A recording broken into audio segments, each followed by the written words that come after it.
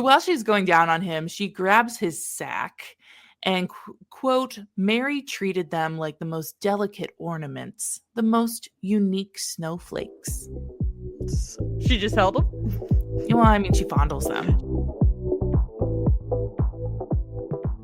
Hello. Hey, everyone. Welcome to Say Smut, a literary podcast for readers and non-readers. Knowing that you're here fills me with holiday cheer. Don't worry about me, though. That's Sarah, and she loves books. Well, don't worry about me, because that's Hope, and she loves talking to me about books. Each episode, I break down the plots of some pretty wild books to Hope, who has not read them. And for those who don't know, she also is asked to do some research on a topic she doesn't know how it integrates.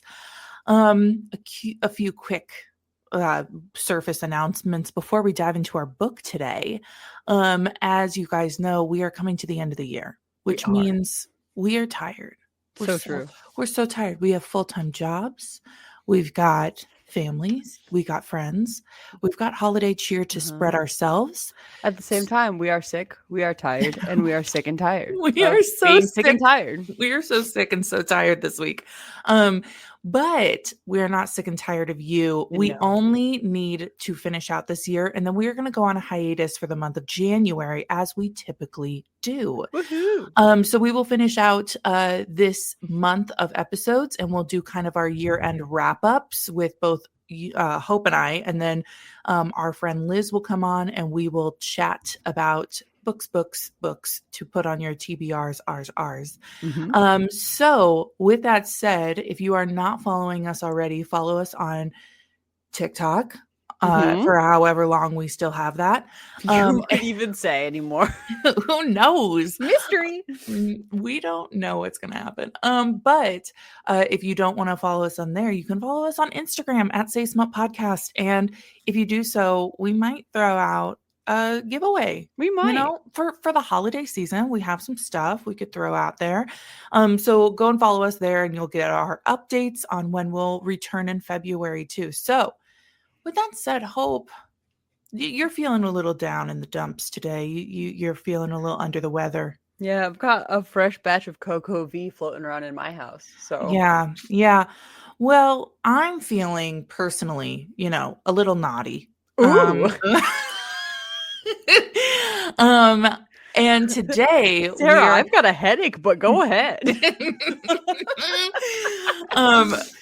I am going to tell you the tale of Naughty Mrs. Claus by Lilith K. Durant. Ooh. How do you feel about that? I feel very good about that. Yes. Well, even better is to know that it is an extremely fast-paced book of 20 pages. Ooh, I think that's less than our last book. It was less. I think the least amount we've ever had was 13 pages, and it was Come Cookies and Cream, which is one of our top listened to episodes. That's so interesting because it was only a handful of pages, but it felt like it was 13 pages. Yeah. I want to look up what episode number that is. Just because I want to shout it out. We had some really good stuff last season.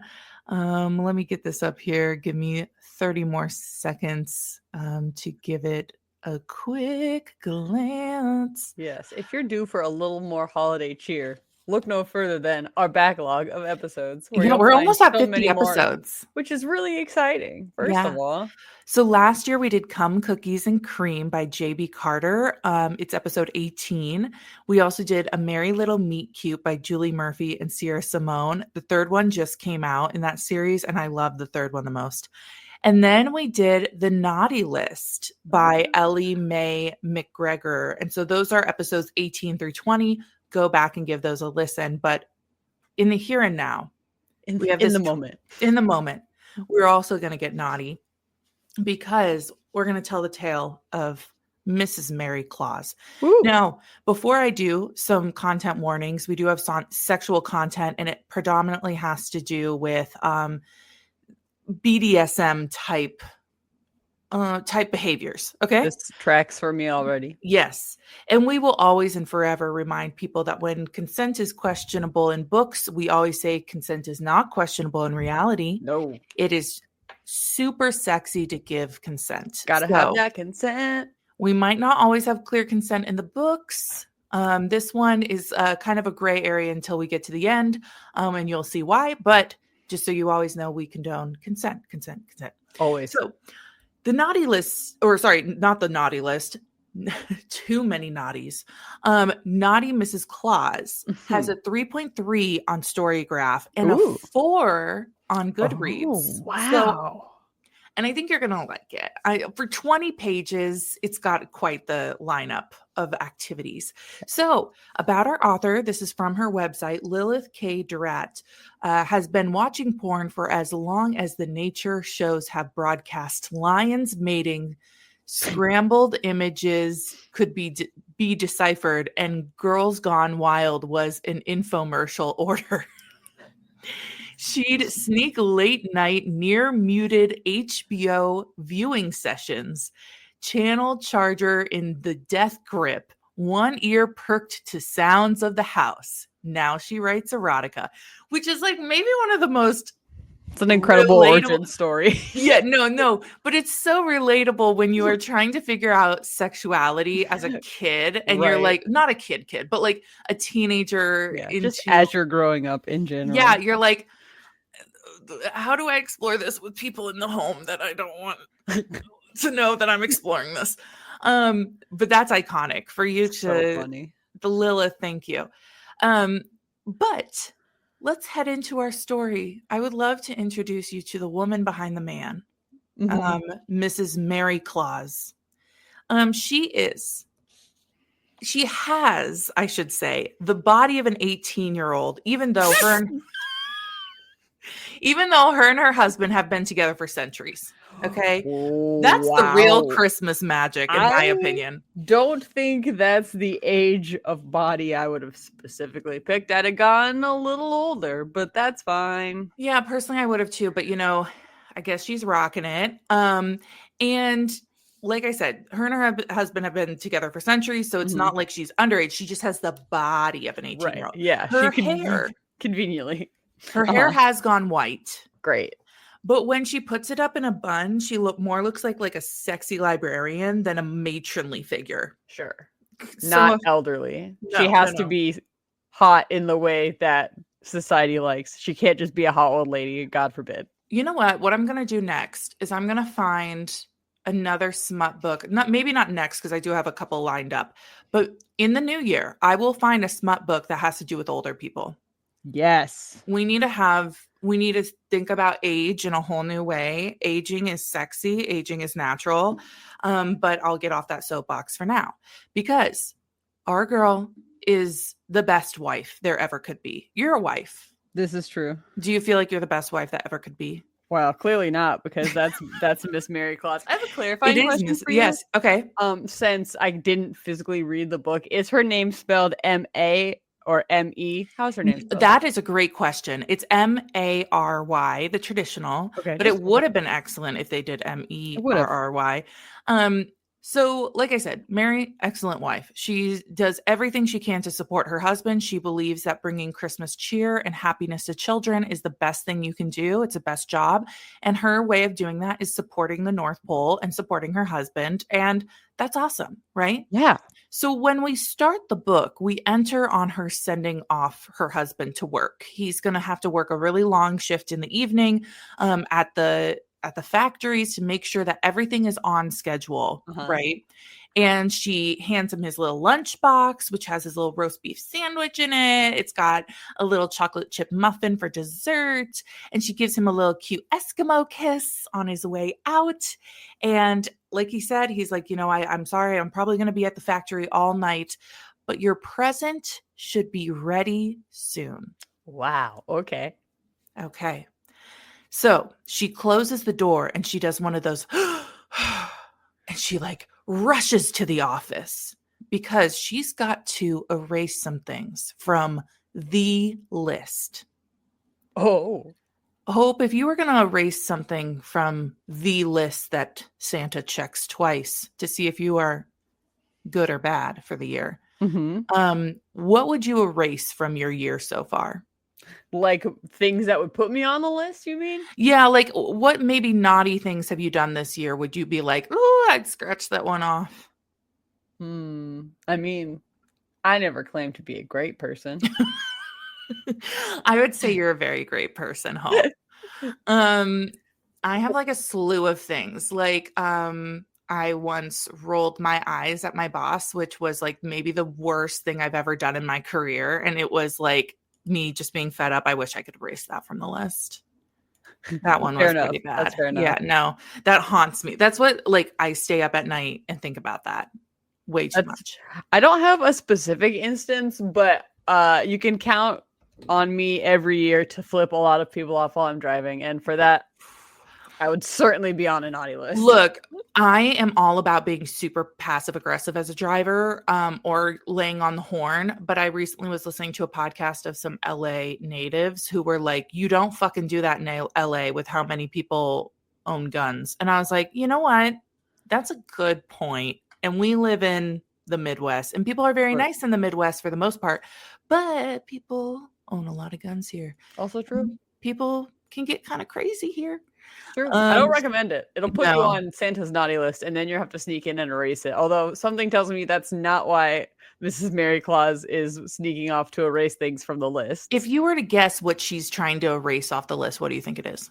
One guess. I guess, well, point of clarification, does this list specifically detail the things you have done? Yes. Like why you are naughty? Yes. I mean, I assume, based on the fact that this is a several pages smut book, that Mrs. Claus has been being a freak and she's trying to erase that from her own entry in a naughty list. You are not incorrect. So sometimes she gets the urge when she's been kind of pent up, a little cabin feverish. She gets the urge to be a little naughty. So it starts with things like accidentally giving the elves a little peek up her skirt, or she forgets to close the windows when she showers. It's horny. Her recent most daring thing yet was that she masturbated on the patio of their cottage that overlooks the elven factory. So, a little voyeurism, maybe. Yeah, I guess that's naughty. Yeah. So she goes to the book, heaves it open because it's a massive thing. Mm-hmm. And she finds her name on the list and she starts erasing things. Like, for example, masturbating with a candy cane. Whoops. Take that off the list. Mrs. Claus, there are dildos. Do not put candy canes in your orifices. Don't do it. Stop doing it. Also on the list, autoerotic asphyxiation with a red ribbon. That's what she likes, and I don't know that it's particularly safe, but I don't feel like it should put her specifically on the naughty list. Unless it's like a fun, kinky naughty list, in which case, yeah. Here's what I'll say. As she's erasing things, she's kind of thinking about how she wished she could be truly good for her husband. And like maybe in her mind, that means like missionary style, once a month type of shit. But we all think that almost all sex is good sex here at Say Smut. Mm-hmm. But her husband is just so busy. And he also has like this kind of childlike wonder and kind of this kindness and cheeriness that doesn't leave a lot of room for her to do the naughty things she wants to do. Okay. No, I have a already running theory here. Okay. Do you want me to say it or do you want me to hold on to it? Well, let me get past my next statement and then you can share it. Okay. Mm-hmm. So while she's working on at all deleting these things, the warm hearth behind her suddenly goes cold and the room turns to a freezing temperature and a shadow casts itself over where she had been working at the desk. And she turns around expecting to see her husband, but it's not him. Mm-mm. Quote, what stood there was a hulking figure in a black robe lined with dusk gray fur. The hood was up, obscuring most of the face in shadow, but two massive curved horns broke through the fabric. Long, scraggly black hair drooped out of the hood like a torn window dressings. The face, what Mary could see of it, was devilish, demonic, or maybe merely animalistic. Around his neck, hanging like scarves, I think I meant to write, and a few draped over his horns was a tangle of chains decorated with dirging ringing bells. I don't know what I meant to right there. Who knows? Also, I should note now that this man has claws and hooves. Would you like to tell our audience who this is? It's a Krampus. It is Krampus. Would you like to give us your research on Krampus? Yes, welcome to Get Ready, because this research is giving Krampussy. That might be one of your best ones yet. No, that is an excellent one. Mere moments ago, because I was previously too tired to come up with something creative. But then in the final hours, inspiration struck. I love it. Thank you so much to Nat Geo and sci-fi and history.com. And also, this will go pretty quick and it won't really involve detail, but I guess trigger warning because of kidnapping and child abuse. Oh, there's always some of that in the Christmas tales. Yes. That's true. What is Christmas without scary ghost stories? Yeah. After all. So the Krampus comes to us generally from like Germany, Austria. Over there, they are terrified of the beastly Krampus. Krampus, I saw in all of my sources, is a German word based on the German word Krampen for claw. But if you do try and look that up, it will just tell you that it's Dutch for cramp. So I don't know what to tell you. But everybody insisted that it was German for claw. So we're just going to run with it because obviously a Krampus, as you've heard already, has claws. Yes. Krampus started humbly as a pagan feature of the winter solstice in Austrian folklore, but didn't stay that way for very long. Regardless, I hate to stereotype Krampus because Krampus to me comes in a host of beautiful shapes and sizes, but pretty much across the board is devil coated, half man, half goat, usually black fur, usually long horns, sometimes depicted with a long creepy tongue, definitely some hooves. I saw some images with him with chains. Sometimes he has switches on him because he hits kids. I am so glad you mentioned that because I specifically wanted to know that part. Okay. Yes. We'll come back to that later. Which I don't love it, but something tells me that Mrs. Claus probably will.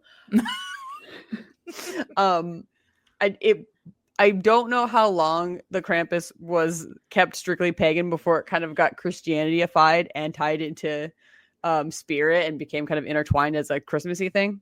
But now, widely, Krampus is regarded as like the yin to Santa Claus's yang, to St. Nicholas's yang. Almost not enemies to lovers because they don't fall in love, but they're diametrically opposed. Great book. That would be a great book, and honestly, non-zero chance that it already is, and we it just don't know about it. Probably already is a thing. And we'll find it.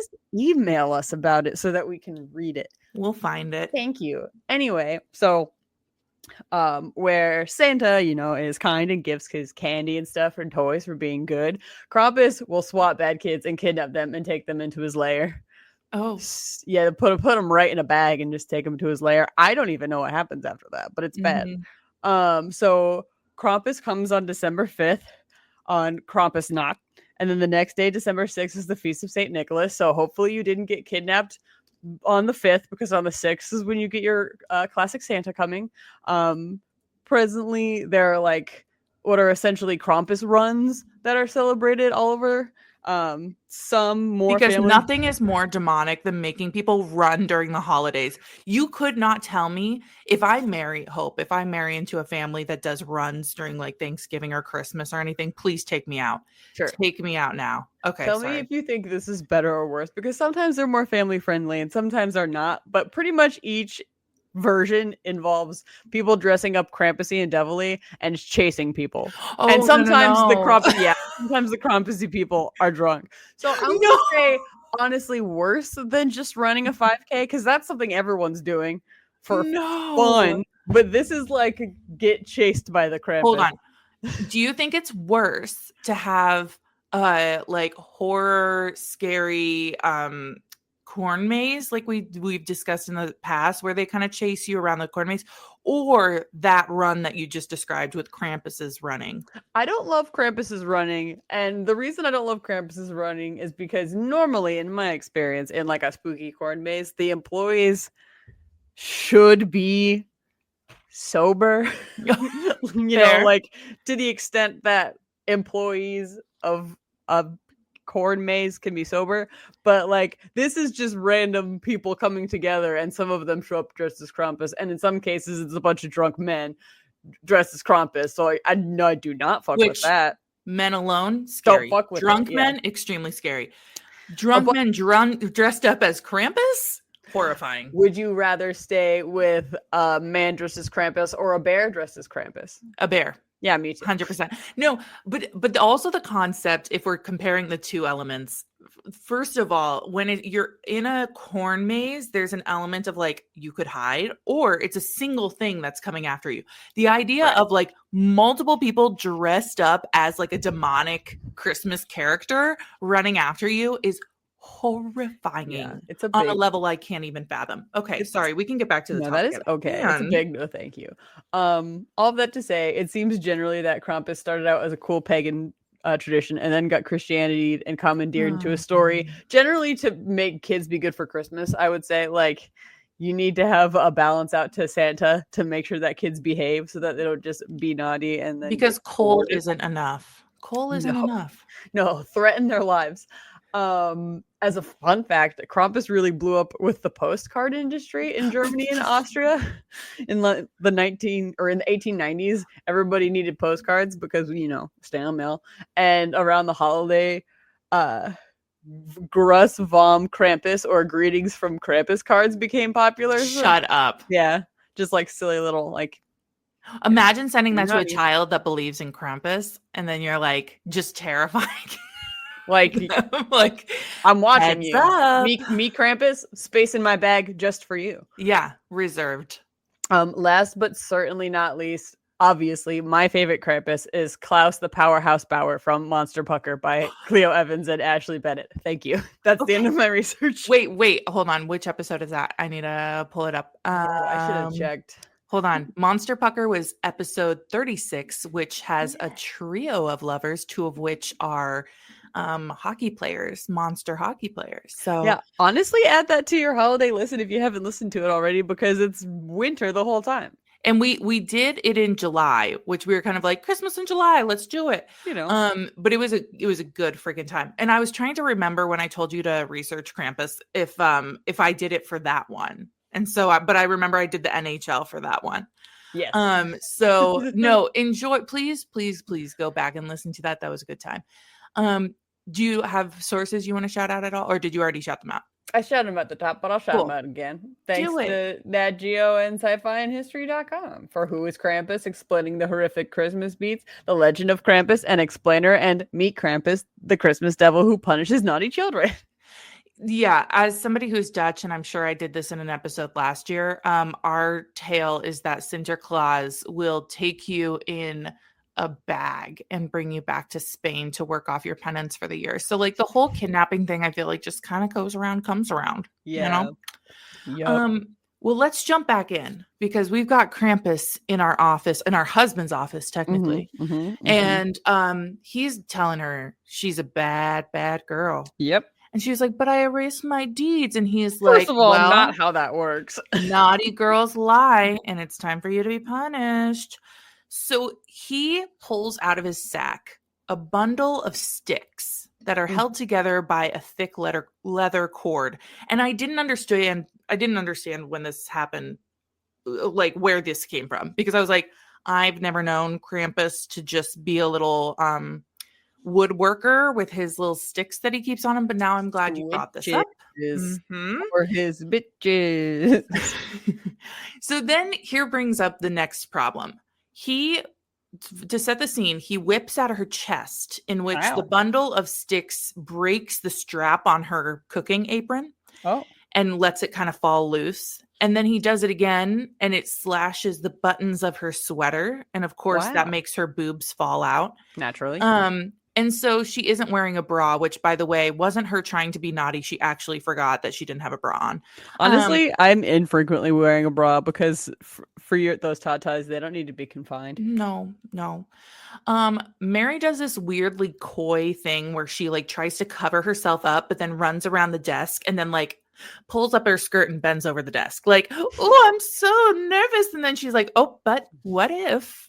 I'm glad that she seemingly already understands that this is her Christmas present from her husband.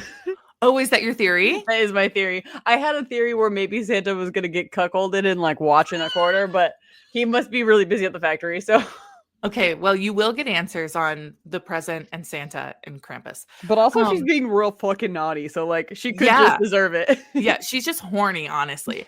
So she also is not wearing any underwear. That was another thing she forgot. And he proceeds to whip her over and over again. Now, I'm not sure how the sharp twigs can break open her clothing, but don't break open her skin. Hard to say. It's all about the finesse of the whip, maybe. Maybe. But Krampus does do that for a while, and then he turns her on her back and grabs one of the candles and does a little wax play. That's fun. On her torso. And this has to be taken from the book because you just kind of need to hear it in Lilith's words. Quote, when he had grown bored of using her as a canvas, he licked the small flame and his saliva ignited like gasoline. Flames lashed between his fangs as he grinned devilishly at her. So, anyway, fire breather, I guess. Okay, so he clacked his teeth, which I'm not really sure what clacking is. That like, I don't know if you can hear me do that. Is the noise I'm gonna make for it. So he clacks his teeth and like it extinguishes the flame, causing like a bunch of smoke to come out of his mouth. And then he like quickly kisses her and she, quote, tasted charred marshmallows and then like sucks on his tongue. It just doesn't feel like a Krampus would taste like marshmallows, but I guess I don't have the experience to know. You'll get some more Krampus descriptions that might counter the marshmallow thing here in a second. So he goes down on her and his tongue is like crazy long and like weirdly tapered at the end. So here is me again thinking that he's like in her intestines, like given to the ghoul style. Right. Given to the ghoul style for sure. And obviously if he's going down on her, the horns are there for her to use as a handlebar. Nice. Right. And I should steer the ship. Yes. And in case you were wondering, I don't have an orgasm count for you because there are so many she's having. I think he ends up only having 2, maybe 3, but like, just so you know, there's orgasms a lot. That's funny because I, on my little note in the corner, I wrote gasm count and I'm just going to cross it right out. Great. Excellent. No need. Everyone's happy. At one point she curses in the throes of passion and he's like, only bad girls use naughty words. And so he gets her on her knees and she's going to go down on him, right? That's the obvious. Yeah. But he whips out his erection and it's described as red. Now, I don't know if that's supposed to be like just an erect kind of just a penis that's red? Penis that's like a little, just got a lot of blood flowing down there. Or if it's like Rudolph the Red-Nosed Reindeer red. You know what I mean? Like lighting up. Or if it's like Red Rocket. Yeah. So she pushes his robe back and he's got the body of a man, but is extremely hairy and chiseled. Quote, okay, this is where the next description I think is important. Quote, the wiry black hair on his goat legs was rough, ungroomed, and smelled of grave dirt. Because grave dirt has an odor different from all other dirts. I have to imagine it's death incarnate. So little kid dirt. Yeah. So while she's going down on him, she grabs his sack and, quote, Mary treated them like the most delicate ornaments, the most unique snowflakes. She just held them? Well, I mean, she fondles them. She's like, I just kind of cupped him nicely. Just for those of you who obviously can't see this, we're cupping the air nicely. Yeah. So when he's finished, he goes to kiss her, but then his crazy tongue swirls around and cleans up her entire mouth of his excess. Thank you. But he's not done yet because he gets her back on that desk and puts a sack over her head and binds her arms with one of his chains. And when he enters her, he says, noisy girls are naughty girls. Oh. And of course, we've got those twigs and we've got to use them. So he's whipping her again. Hope, do you remember when I told you about nodding? Yes, I do. Would you mind explaining what nodding is? No, I don't want to do it again. Like I didn't want to do it the first time. Okay. It's just when your dong gets stuck in there to kind of help get the semen in there to really Usually it's like to ensure a pregnancy thing. Yes. That happens in nature. So it like grows a bulge at the base of the penis to make sure you can't pull out too early. So Krampus does not inside of her. And Mary's getting the itch to do something naughty. And she's not really feeling all the effects of this intercourse. So she kind of is like, I've got to do something naughty to make him really punish me. So she like shakes her head and kind of tosses the sack off of her head. And so she can see. And she sees them in the mirror that's mounted above the mantle. And she's watching what he's doing, which is turning her on. But now Krampus has to punish her for taking off the sack. It's so naughty. So he pulls out knot and all. Oh, like that seems like it would really hurt everyone out. That seems bad for everyone. Yeah, and it's like excruciating pain, but like also she likes it. Sure. And then he pulls out and then turns her around and goes back to Pound Town. And they finally both reach the orgasm to end all orgasms with multiple micro orgasms to follow. Nice. Shockwaves. So this is a wonderful quote by our girl Mary. Quote, 360 something days of being pent up like a reindeer in a barn, wrapped up like a present, complete with a little satin bow. She was a Roman candle, liable to go off in an instant. She was a Christmas cracker, set to pop under just enough tension.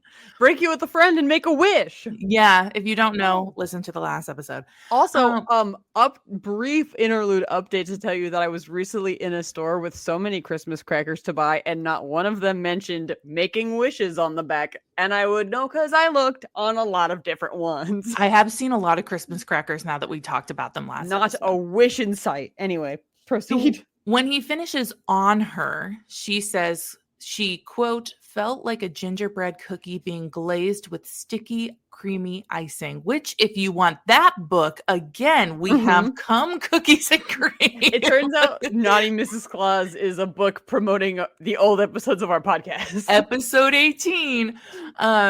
Okay, so then later they're curled up in each other's arms and she's like, that was unbelievable, even better than last year. And Krampus is like grinning and being like, I learned some new tricks just for you. Did you like the fire? And she was like, that was amazing. And then she goes to the cupboard. She's like, I almost forgot. And she gets a big bottle of schnapps and gives it to him. And it's like, Merry Christmas. And he's like getting ready to go. And she's like, same time next year. And he's like, depends if you're a good girl or not. And then he leaves and then jump forward again. And she's sitting in bed when her husband, Mr. Claus, comes in carrying a silver tray of cookies and tea. And he's like, I trust you enjoyed your present. And she's like, yes, thank you, is just what I needed. And he gives her the tea for her sore throat. Incredible. So the problem is just that Mrs. Claus gets super horny like for a year and just holds it in until Christmas. Maybe it's one of the, well, first of all, can we just say how progressive it is that, they have an open relationship enough to have a friend who comes and role plays with her during their busiest time of year, Truly probably the hardest time to get on the schedule if I had to That's what I'm thinking. So I don't think it's like a whole year of being pent up necessarily. I think it's like this is a really busy time and I've just been so good all year and my husband doesn't really like doing these things in bed. So we found our friend who's going to do it for us. True. Yeah. And I think that's great. So that is our book. How do you feel? I feel excellent. I thought it was a little fun twist at the end. I was worried I would have to put infidelity in the like trigger warnings, but technically it's not. It sure isn't. It definitely isn't. So, that's so funny. Diversity. We had no real description other than the white hair and the 18-year-old body. But I think just it was very fun to see a little like kind of throuple-y type situation. Relationship diversity is great. Relationship diversity for sure. Plot. They kind of gave us a Hail Mary plot. I really didn't think there was going to be a plot. And then the whole idea is that she gets banged once a year by their friend Krampus. Right. Yeah. It's just, Santa is a very loving husband who is very busy and also may have diverging, interests, Yeah. sexually from his wife. And so through the beauty of an open relationship and the friendship of Krampus, I'm everyone gonna is give it a happy. 4. I think for 20-page book, I'm very satisfied. It felt like again a Hail Mary, but like I don't know what else. Maybe I should give it a 5. Maybe I need to give it a 5. I was gonna say I don't know that I would consider it a Hail Mary. You could have reasonably just like left that whole extra part out. Yeah, that's fair. That's fair. And you didn't have to. And I like that it's not there. I'll give it a 4. I love it. Okay, I'm giving it a 5. You're giving it a 4. Mm-hmm. Smut, I'm giving a 5. We crammed so much into 20 pages. That was excellent. We Krampused it into all those pages. I'll give it a 5 as well. Wonderful. Hope there is the link to our Naughty Mrs. Claus cover. Will you tell our friends a little bit about what it's about? Yes. Well, first of all, I don't even know where I want to start. First of all, Mrs. Claus does not have white hair. No, not in this one. She's on this cover. She does not have white hair. My body didn't look like this when I was 18. I'll explain it. The background image will cover first. Kind of a blue and white effect, so like wintry, sort of a snowy effect. And you just kind of see the shadow of like a side profile of Krampus. There's big horns, sort of a beast from Beauty and the Beast type side profile face, but you can't really see the features because it's just a shadow and like fangs and stuff, and he's pretty hairy. And then in front of him is Mrs. Claus, who is brunette A. First problem, brunette. Not a problem, but like too sexy to be allowed. Not really. No, but it's just like it's a very beautiful woman. She's doing a cute little like side sexy pose. She's wearing a very low cut Santa top and like a cute sexy Santa outfit, kind of like I assume the employee at the hardware store in the book that we talked about last week. Yes, I imagine this outfit, absolutely, but again with like a Home Depot apron over it. And she's just kind of squatting and maybe has a Christmas order in her hand. I don't know what's going on with her arm. I don't know what is going on with her hand either. Nobody can say. And it's Naughty Mrs. Claus, a Krampus tale. Yes. I'm giving it a 3 out of 5. I really think we could have done more, but that's my personal opinion. What do you think? Yeah, I'll give it a 3.5 because I like that there's a lot of detail. It is crazy to me that this Mrs. Claus doesn't have white hair.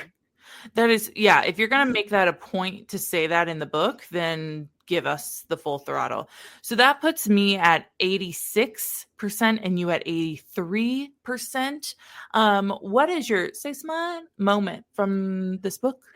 I mean, the tail end of the story, like I did like a true jaw drop when I don't know why when they were like, haha, so fun, Merry Christmas, great to see you again, see you next year. Yes. So that inherently like say smutted me in like a not anything goofy and sexual kind of way. I feel like since I didn't read the like fury of sexual activity that these two had, that I probably missed some of the weirder things. Mostly I guess I think it's weird that he's got any sort of taste that is marshmallowy or good. Yeah, I think it was just like that stinky and gross. Yeah, I think if you put anything on fire that's already smelly like grave dirt, it's not necessarily going to give me marshmallow accents, if you know what I mean. Not necessarily. I will say the fire took me by surprise. That seemed like a hazard. Yeah. I agree about the fire. And definitely the like tongue sucking of the marshmallow thing for sure. Oh yeah, it was nice that he used his tongue to clean out her mouth of his cum. Yes, I would also agree. Kind of in books that I think we've covered that I can think of. Sort of like a cleaning service when you're done. Now that you know that, like, obviously it was all staged, it does make more sense. But when I was reading at the beginning and she was like, oh my gosh, he ripped my clothes open, and then like runs around the desk and then like bends over and is like, okay. Yeah, I guess we should have known because what a bizarre behavior to exhibit. Here's a different, I thought of a different say smut that I would like to raise flag, and it's the possibly sexual harassment that Mrs. Claus is pushing on all of her employees all the time by casually showing them her hoo-ha and like being horny around them when they're just trying to be little Christmas elves. Who knows? Maybe the next one is that she's like fucking the elves. I mean, if they've got an arrangement, I support that wholeheartedly. But I was a little concerned about her behavior towards a lot of Santa's employees. It is the number one in the book. Okay, so the next one in the book series is Bratty Jack Frost. Oh. Then Pumpkin and Spice. Then Sinful Sugar Skull. Oh. Ghost of Krampus Past. Maybe he returns. Pot of Coal. Oh. Dubious Cupid. Down the Rabbit Hole.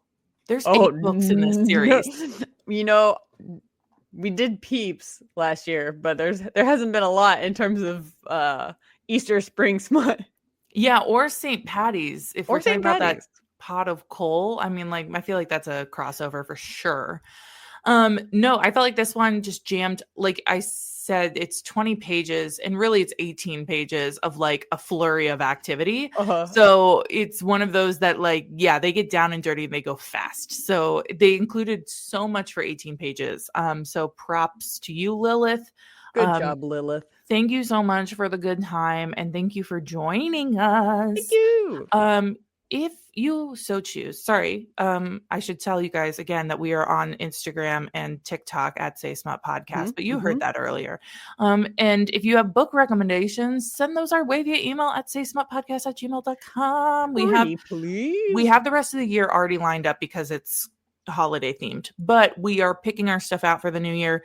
But if you so choose, pop us a rating or review on the podcast platform of your choosing. You know, enemies to lovers this holiday season. You could be Santa. We could be Krampus. It would be a grand old time. You could be Santa. We can be Krampus. And our enemies to lovers. Oh, yeah. Sorry. I forgot we invented enemies to lovers. I was using it from the context of the book. And it was like, and we will possibly pay you to bang our wives. Well. Get your Krampussies out there and enjoy the holiday season. And stay smutty, everyone. Stay smutty. Goodbye. Bye.